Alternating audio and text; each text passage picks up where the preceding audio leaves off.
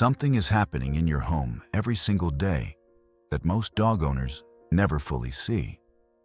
Not because they are not paying attention, because nobody told them what to look for. Your dog cannot tell you that they feel loved. Not in words, not in any gesture that belongs to the human world. But they are communicating it constantly, in a language built entirely from behavior and biology. From thousands of years of evolution that shaped exactly how a dog expresses trust, safety, and belonging to the people who matter most to them. And here is what changes everything. That language is not hidden. It is not rare. It is in 7 very specific behaviors that your dog is probably already showing you in ordinary moments, on ordinary days, that most owners see and never fully understand. Once you know what these things actually mean, what is happening inside your dog's brain and body when they do them, you will not look at any of these moments the same way again. Here is what your dog has been trying to show you. Get up from wherever you are sitting right now and walk to another room. Do not call your dog. No food, no invitation, no eye contact. Just move. Watch what happens next. A dog who feels loved does not stay behind. They get up and follow. Not urgently. Not because something compelled them. Just because you moved, and so they did too. Behavioral scientists call this proximity seeking. It is one of the most studied indicators of secure attachment in domestic dogs. Dr. Lisa Horn at the University of Veterinary Medicine in Vienna spent years measuring the difference between dogs who followed their owners out of anxiety and dogs who followed them out of genuine bond. The distinction was measurable and consistent. Anxious dogs showed elevated stress indicators throughout. Bonded dogs were loose, relaxed, and completely at ease, simply choosing, in an unprompted moment, to close the distance between themselves and the person they were most attached to. Your dog's default state, the state they return to when nothing external is driving them, is to be near you. Not because you have food, not because something exciting is about to happen, because being in the same room as you is, for their nervous system, the baseline of feeling all right. That quiet act of following you from room to room is not a habit. It is not dependency. It is the physical expression of a conclusion your dog reached through 1,000 ordinary moments. Wherever you are is exactly where they want to be. Some dog owners have had this moment without ever knowing what it meant. You sit down, and your dog trots over, picks something up from the floor, a toy, something they have been carrying around all afternoon, and drops it at your feet. No pawing, no circling, no invitation to play. They simply offer the object and stand there, looking at you. That is not a request. That is a gift. In canine social behavior, object presentation without a play solicitation, bringing something to another being without asking for anything in return, is an act of affiliation. It is a behavior dogs reserve for the members of their group they are most deeply bonded to. In the ancestral context, resource sharing happened within the innermost circle only. The ones trusted completely. The ones belonged to. Research into canine gift-giving behavior has found that this specific pattern occurs almost exclusively with primary attachment figures. It does not happen with strangers. It barely happens with people the dog knows but is neutral toward. It happens with the specific individuals the dog's brain has filed as mine. If your dog brings you objects and leaves them with you without asking for anything back, they are not being random. They are placing you inside the group they share their resources with. That is not incidental. That is one of the clearest inclusion signals their behavioral vocabulary contains. There is a difference between a dog who drops onto their back mid-play because they are excited and a dog who, in a calm and quiet moment, slowly rolls over and exposes their stomach to you. The first is arousal. The second is something far more significant. The ventral surface of a dog, the belly, the throat, the chest, is where the most vital organs are. Every instinct in a dog's biology is organized around protecting this area. They do not expose it to things they are uncertain about. They do not expose it to strangers.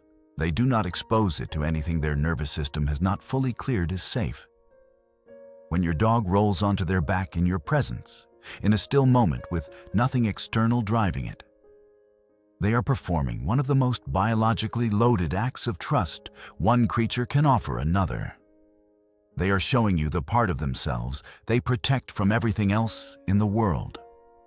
Studies measuring physiological stress indicators in dogs during social interactions have found that this voluntary role, when undriven by play or excitement, is accompanied by a measurable drop in arousal.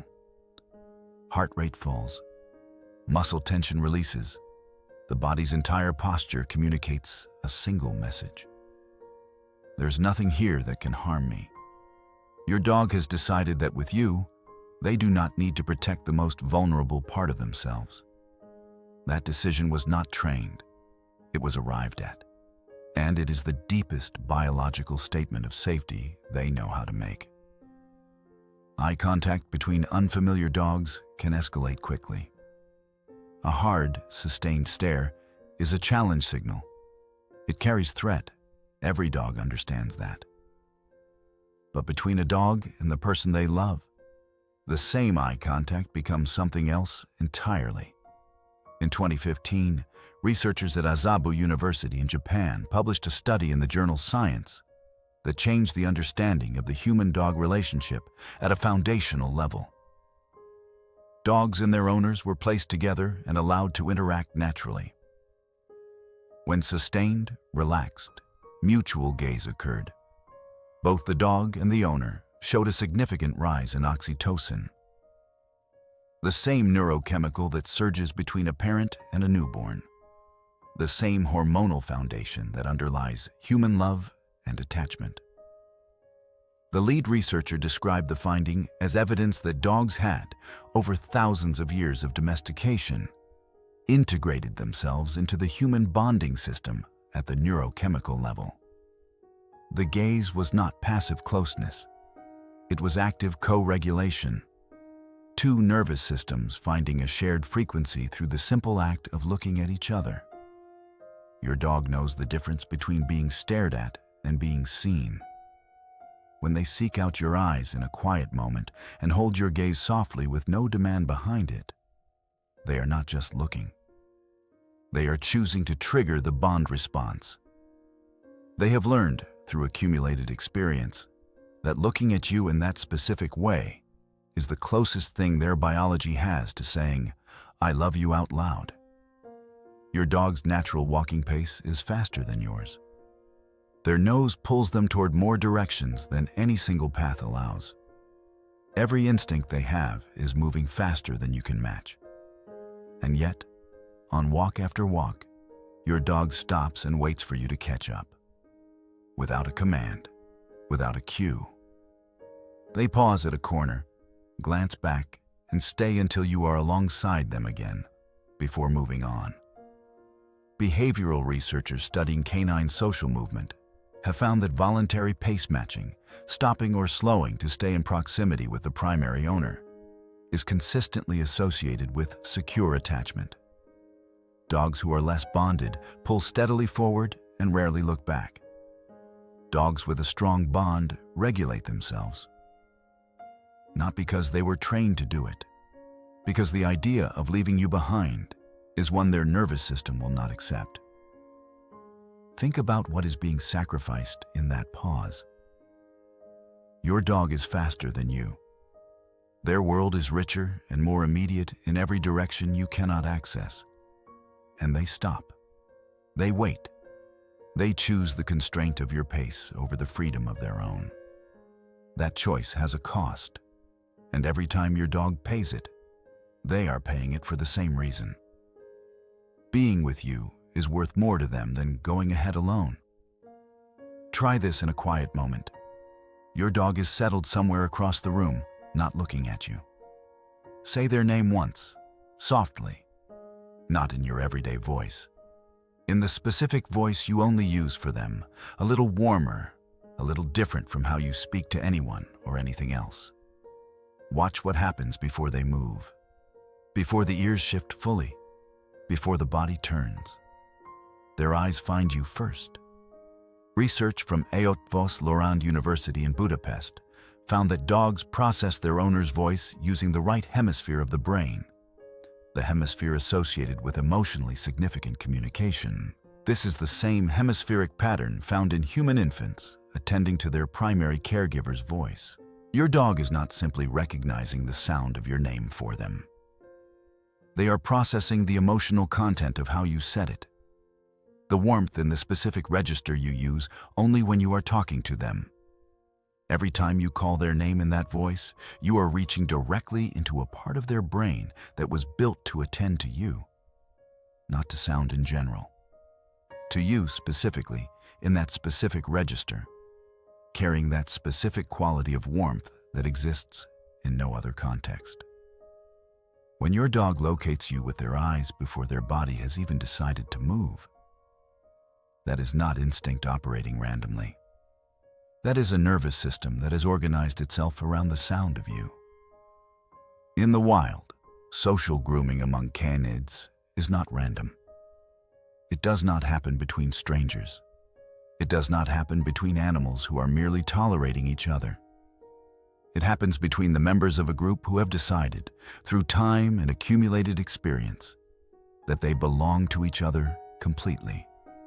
When your dog licks your hand, your face, your arm, in a calm and quiet moment with nothing driving it, no food nearby, no excitement, no external trigger, they are performing the behavioral equivalent of social grooming, the act their biology reserves for the innermost circle. A study published in Behavioral Processes examining affiliative behaviors in domestic dogs found that spontaneous, unprompted licking directed at the primary owner occurred at significantly higher rates than the same behavior directed at familiar, non-owners or strangers. The behavior was specifically associated with bonding expression, not general arousal or attention-seeking. It was distinguished from other forms of licking by its calm, deliberate quality and its consistent direction toward the primary attachment figure. Your dog is not licking you because you taste interesting. In the moment they come to you quietly, when there is nothing else driving the behavior, and offer that calm, deliberate contact. They are doing what their ancestors reserved for the packmates they were most deeply bonded to. They are tending to you. They are including you at the level where inclusion is most biologically meaningful. They are placing you, without ambiguity, inside the group that matters most. If you recognized your dog in any of these 7 things, what you felt in that recognition is not projection. That is you finally seeing what has been there all along, in the shadow that follows you from room to room, in the gift left at your feet with nothing asked in return, in the eyes that find yours before the body has even decided to move. The language was always there. You just needed to know how to read it. Every video on this channel begins the same way, with a question most dog owners have never stopped to ask. And then we go looking for the real answer. Not the simplified version, not the comfortable assumption. The actual science, the studies, the behavioral research that takes years to surface and rarely reaches people in a way that feels like a real conversation. That is what we do here every single time. If this video gave you something, hit like, drop a comment telling us which of the 7 your dog does most, and subscribe so you do not miss what we are putting out next. Because the more you understand your dog, the better life gets for both of you. And that is always worth showing up for.